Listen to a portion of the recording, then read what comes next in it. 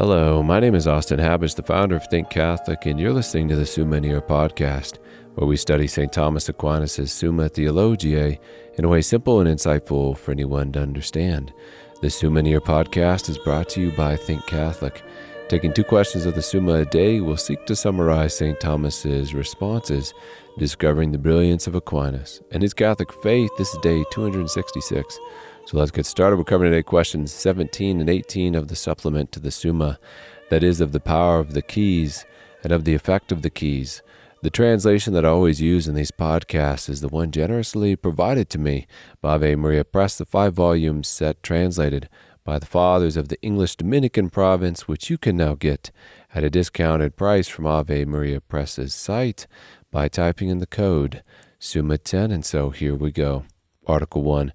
Whether there should be keys in the church. As our Lord said, is recorded in the Gospel of Matthew, chapter 16, "And I tell you, you are a rock, or you are Peter, and on this rock I will build my church, and the gates of hell shall not prevail against it.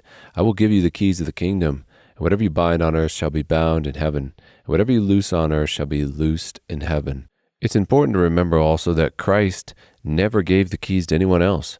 That the keys to the kingdom were given to Peter, and since Peter is obviously going to die, through him his successors, these keys Peter holds are also in our Lord's hands, as we see depicted in Revelation chapter 3, where it is written, "And the words of the Holy One, the true One, who has the key of David, who opens and no one shall shut, who shuts and no one opens."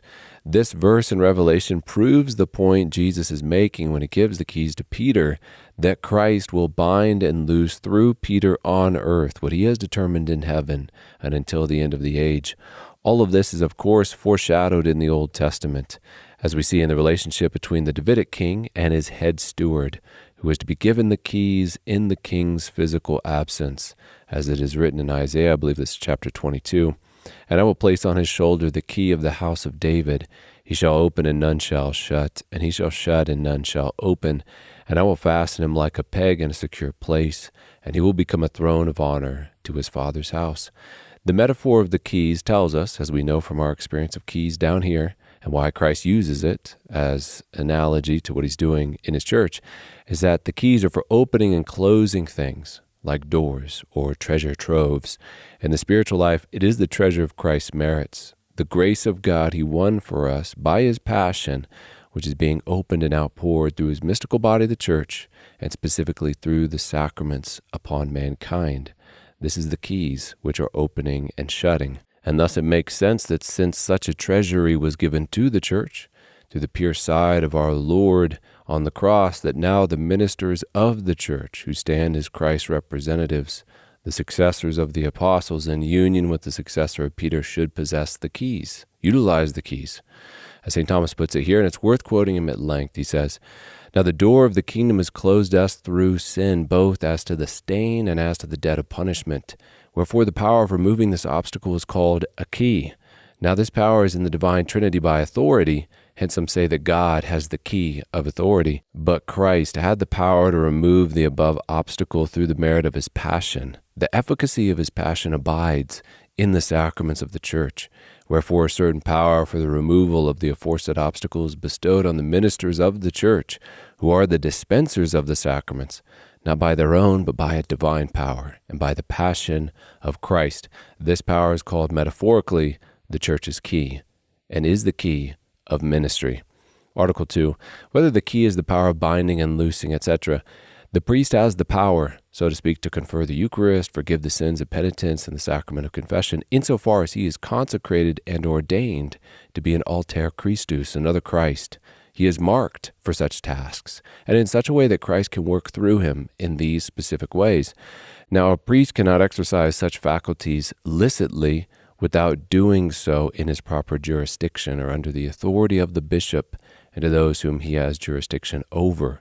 Thus, insofar as the keys denote something more than just a capacity, but also a spiritual jurisdiction, an authority, we can draw a logical distinction between it and what ordination entails. As St. Thomas says, all spiritual power is conferred by some kind of consecration. Therefore, the key is given together with the order, yet the use of the key requires due matter, i.e., a people subject through jurisdiction, so that until he has jurisdiction, the priest has the keys, but he cannot exercise the act of the keys. And since the key is defined from its act, its definition contains a reference to jurisdiction. Article 3, whether there are two keys or only one. We can say that in the sacrament of confession, since there are two authoritative judgments, there are two keys. Because in binding and loosing in the sacrament, the priest first declares a person worthy of forgiveness. For the penitent must be repentant to be forgiven. One cannot be forgiven who has not turned away from his sin in repentance. As canon law puts it, to receive the salvific remedy of the sacrament of penance, a member of the Christian faithful must be disposed in such a way that rejecting sins committed and having a purpose of amendment, the person is turned back to God. It is because of this judgment that there are two keys in the sacrament. The first, to judge that a person is capable of receiving forgiveness. The second key is then carrying out or the loosing of the penitent's sins in the sacrament. We move then on to question 18 of the effect of the keys. Article 1, whether the power of the keys extends to the remission of guilt. Now, if you are following along in the Summa, that is the 5-volume set from Ave Maria Press, along with me, in the footnotes it says here the following. St. Thomas here follows the opinion of Peter Lombard and replies in the negative. Later in his life, he altered his opinion. And then it is cited in the footnote here, the Tertia Pars, questions 62, 64, and 86.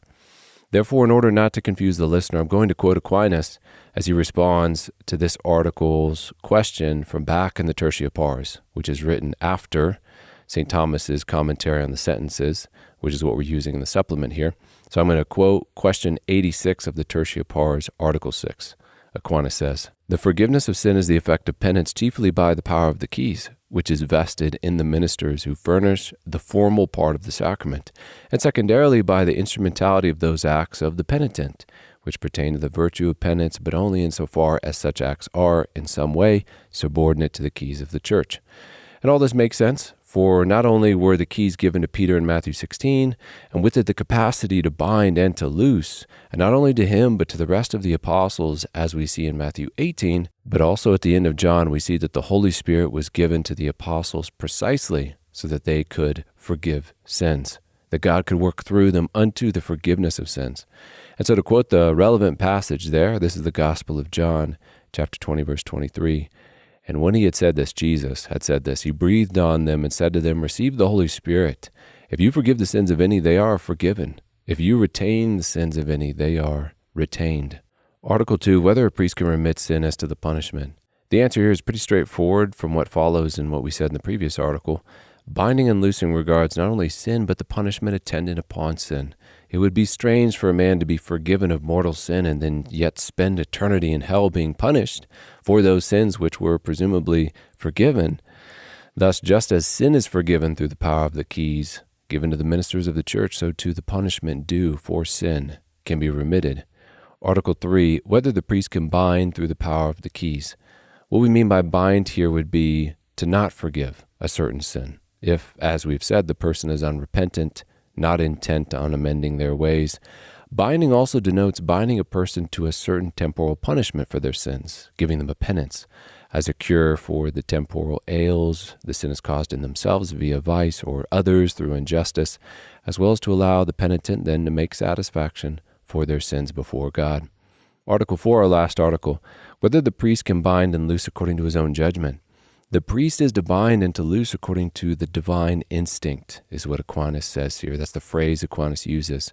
A divine instinct moving him, the Holy Spirit moving him. In layman's terms, he should bind and loose as being moved with docility according to the will of God, of whom he is a messenger and a representative. And this may lead a priest to be more or less lenient when giving penance, as presumably, hopefully, prayerfully being moved by the Spirit of God. To close with St. Thomas's words, he tells us, just as sometimes the physician prudently refrains from giving a medicine sufficiently efficacious to heal the disease, lest a greater danger should arise on account of the weakness of nature, so the priest, moved by divine instinct, sometimes refrains from enjoining the entire punishment due to one's sin, lest by the severity of the punishment the sick man come to despair and turn away altogether from repentance. And with that, we come to the close of another episode, a brief episode. We have just finished covering questions 17 and 18 of the supplement to the Summa, that is, of the power of the keys and of the effect of the keys. My name is Austin Habish with Think Catholic, and I cannot wait to see you. Tomorrow,